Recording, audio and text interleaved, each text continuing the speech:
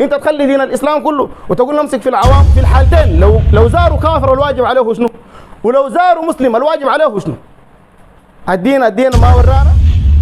جاك زول ضيافه في بيتك، الواجب عليك اولا الجمهور قالوا باستحباب ضيافه الكافر الجمهور، ووجوب ضيافه المسلم. اما الحنابلة قالوا بوجوب ضيافة من؟ الكافر والمسلم.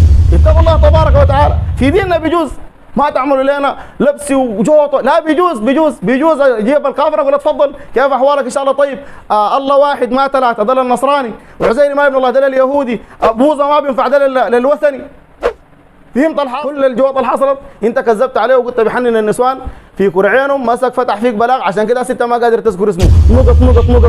نقط شنو اسمه اللي من عمر ما تقوله، خايف من البلاغ، والسجن حب اليك شنو ما حب اليك ولا اي حاجه، كذاب ساكت. اي زول بيعتمد في دينه على الكتاب والسنه الكلام ده بينزل عليه برده وسلامه، لانه ربنا تبارك وتعالى قال فان لم يستجيبوا لك فاعلم انما يتبعون اهواءهم. تاكل مع الزول ده كيف؟ قال لي والله انت عارف انا لا من جوع يعني بصدع، وكنت داير اعمل عمليتك دي وعمل كده، والله يا اخي اكل اهل البدع ده سمع خلاص، والناس اللي معانا في العربيه بيورا كانوا بيضحكوا. الحمد لله رب العالمين، والصلاه والسلام على رسول الله الامين وعلى اله وصحبه اجمعين، وبعد. السلام عليكم ورحمه الله وبركاته.